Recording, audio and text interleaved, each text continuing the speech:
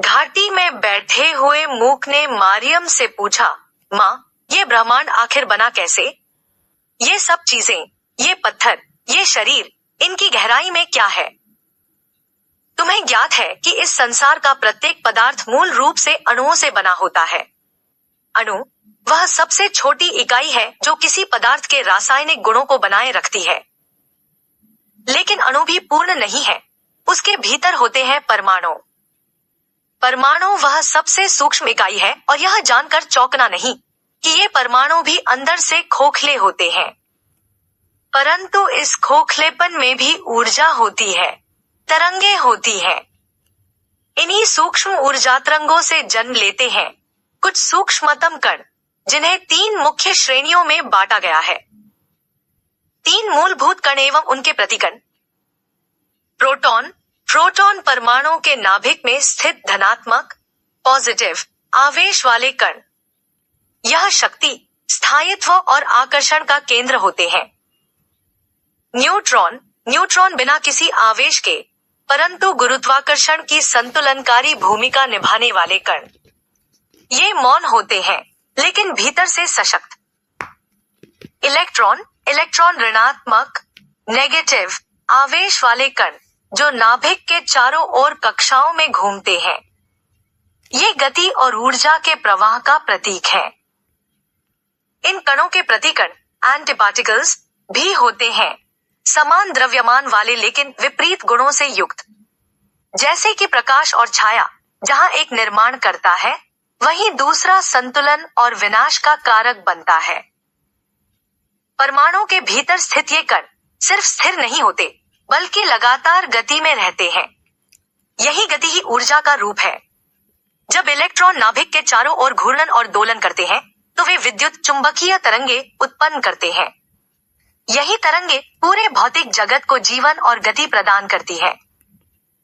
मान लीजिए प्रोटॉन यदि क्लॉकवाइज दिशा में घूर्णन करे, इलेक्ट्रॉन एंटीक्लॉकवाइज दिशा में, न्यूट्रॉन अपने स्थान पर दोलन करे। धनात्मक आवेशित कण प्रोटॉन्स क्लॉकवाइज घड़ी की दिशा में घूर्णन करते हैं। ऋणात्मक आवेशित कण इलेक्ट्रॉन्स एंटीक्लॉकवाइज घड़ी की विपरीत दिशा में घूर्णन करते हैं। अनावेशित कण न्यूट्रॉन्स अपने स्थान पर दोलन ऑसिलेशन करते हैं, जिससे वे गुरुत्वाकर्षण बल का कार्य करते हैं। यह घूर्णन और दोलन स्थायी नहीं बल्कि प्रत्येक कण में थोड़ा भिन्न होता है, ठीक वैसे ही जैसे प्रकृति में कोई 2 पत्तियां, 2 मनुष्य या 2 विचार एक जैसे नहीं होते। इन कणों की गति से उत्पन्न होता है विद्युत चुंबकीय क्षेत्र इलेक्ट्रोमैग्नेटिक फील्ड, जो न केवल शक्ति का स्रोत है बल्कि प्रेम और विरोध का भी विज्ञान है। यह क्षेत्र 3 मूल नियमों पर कार्य करता है।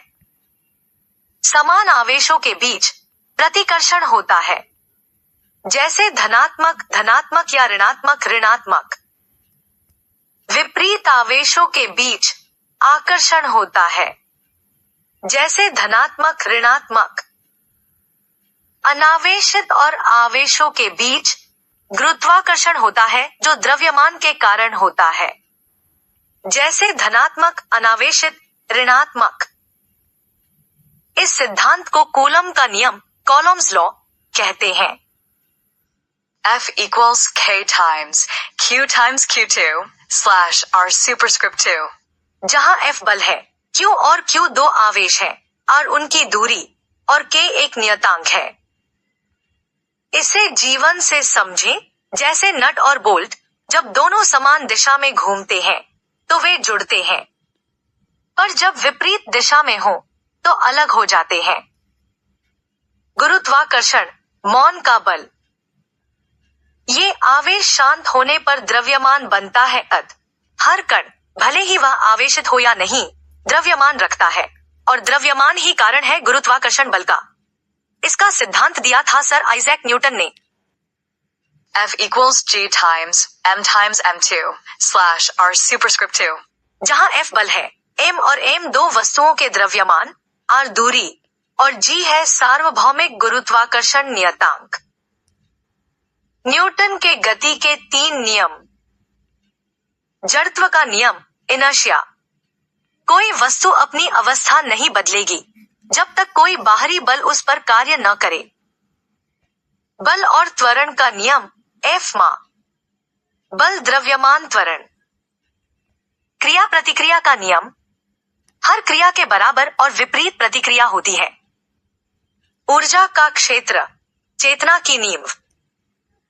इन कणों के घूर्णन व दोलन से जो विद्युत चुंबकीय क्षेत्र उत्पन्न होता है उसे ही हम ऊर्जा का क्षेत्र, फील्ड ऑफ एनर्जी कहते हैं।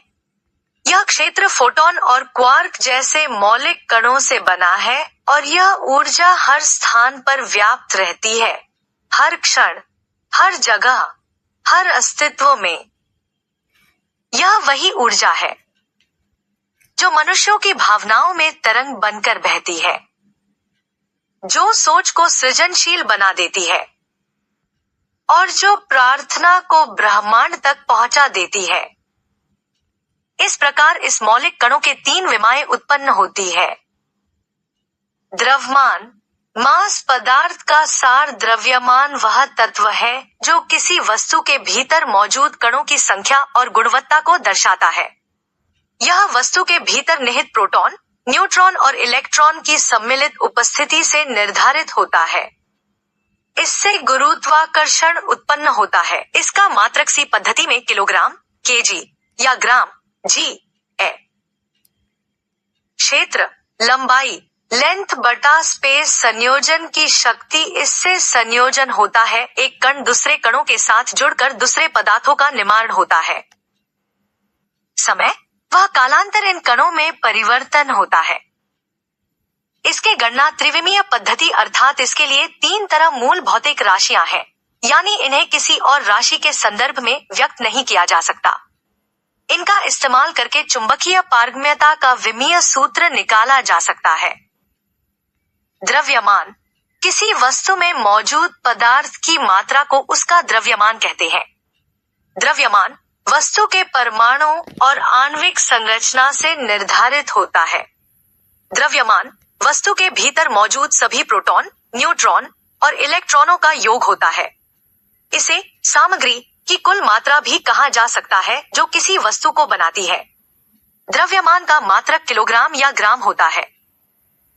लंबाई, क्षेत्र या लंबाई का अर्थ है किसी कण की उपस्थिति का विस्तार, वह माप जो बताता है कि एक बिंदु से दूसरे बिंदु तक की दूरी कितनी है। यह उसी पदार्थ से उत्पन्न हुई विद्युत चुंबकीय तरंगों का विस्तार भी है। यही क्षेत्र है जो कणों को आपस में जोड़ता है और उनसे अन्य पदार्थों का निर्माण होता है। इसी माप की विविधता से तृतीय आयाम बनते हैं।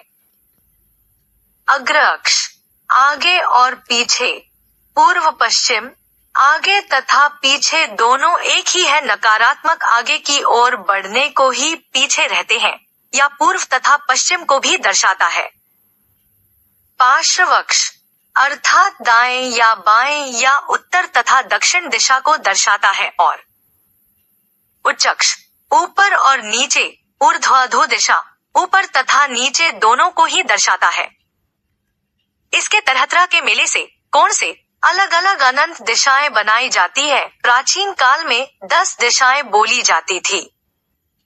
पूर्व, पश्चिम, उत्तर, दक्षिण, ईशान, नैऋत्य, आग्नेय, वायव्य, ऊपर, ऊर्ध्व और नीचे, अधो। ये सभी दिशाएं कणों के स्थान और कंपन से उत्पन्न होती हैं। 3 समय, समय को उस अवधि के रूप में परिभाषित किया जाता है जिसमें सभी चीजें होती हैं, या एक सटीक क्षण जब समय घूर्णन चक्र होता है। अतः यह 2 कालों का अंतर है। 3 समय, टाइम परिवर्तन की धारा। समय वह माप है जो बताता है कि घटनाएं कब और कैसे घट रही हैं। यह हर वस्तु के परिवर्तन की गति का प्रमाण है। समय ब्रह्मांड की सबसे सूक्ष्म और सबसे शक्तिशाली चाल है। समय को हम 3 रूपों में बांट सकते हैं। भूत, पास्ट जो बीत चुका है, लिखा जा चुका है। वर्तमान, प्रेजेंट जो अभी घट रहा है, लिखा जा रहा है। भविष्य, फ्यूचर जो अभी शेष है, लिखा जाना बाकी है। वर्तमान ही वह कड़ी है जो भूत और भविष्य को जोड़ता है। हम जो निर्णय और क्रिया अब करते हैं, वही भविष्य को आकार देती है।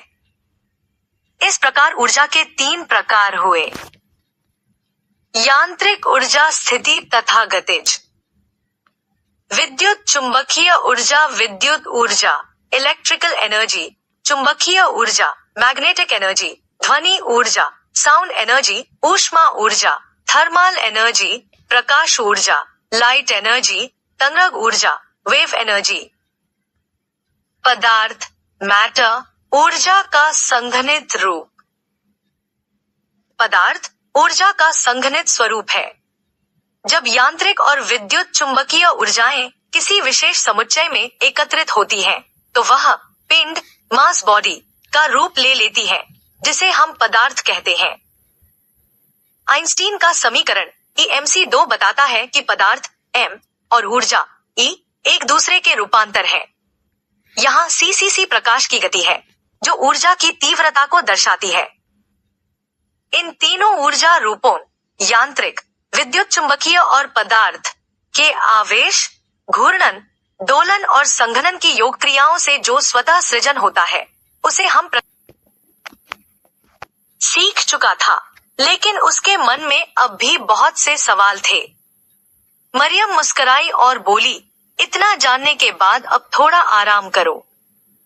कल पुनपुन नदी के उस पार चर्च पर मिलना, वहां मैं तुम्हें प्रकृति के बारे में बताऊंगी। अब घर जाओ, ईश्वर की तलाश करो और अपना जन्मदिन मनाओ। यह कहते हुए मरियम ने मूक के सिर पर धीरे से हाथ रखा। मूक को नींद आ गई, लेकिन ये कोई आम नींद नहीं थी। उसे महसूस हुआ कि उसकी चेतना शरीर से निकलकर ब्रह्मांड में उड़ रही है। वो देखता है कि चारों ओर तारे, ग्रह और आकाश गंगाएं धीरे धीरे फैल रही हैं। वो सोचता है, अगर सब कुछ फैल रहा है, तो क्या मैं इसे उल्टा कर सकता हूँ? वो अपने दिमाग की शक्ति से ब्रह्मांड को पीछे की ओर चलाने लगता है। धीरे धीरे सब कुछ सिकुड़ता जाता है और वह करीब 15 अरब साल पहले चला जाता है। वह देखता है कि सारे तारे, ग्रह और तत्व एक ही बिंदु में समा जाते हैं और फिर एक बहुत बड़ा विस्फोट होता है। यह है बिग बैंग, ब्रह्मांड की शुरुआत। उस विस्फोट से ऊर्जा और छोटे छोटे कण निकलते हैं। क्वार्क और ग्लून नाम के कण मिलकर प्रोटॉन और न्यूट्रॉन बनाते हैं। फिर ये मिलकर हाइड्रोजन और हीलियम गैस के परमाणु बनाते हैं। यही ब्रह्मांड के सबसे पहले तत्व थे। वो देखता है कि इन गैसों के बीच गुरुत्वाकर्षण के कारण टकराव होते हैं, संघनन होता है और तारे बनते हैं। धीरे धीरे 10 अरब साल बाद हमारा सूरज, पृथ्वी और बाकी ग्रह बनते हैं। फिर उसे दिखता है कि ब्रह्मांड में अब तक 118 तत्व खोजे जा चुके हैं। ये आपस में मिलकर तरह तरह के पदार्थ और जीवन बनाते हैं। मूक की चेतना इस पूरे अनुभव से चकित हो जाती है। उसे महसूस होता है कि ब्रह्मांड का यह विस्तार और निर्माण न तो सिर्फ विज्ञान से समझा जा सकता है, न ही सिर्फ आस्था से। इसके लिए दोनों की जरूरत है। अंत में उसकी चेतना वापस लौटती है, मूक की नींद खुलती है, लेकिन उस अनुभव की छाप उसकी आत्मा पर हमेशा के लिए रह जाती है।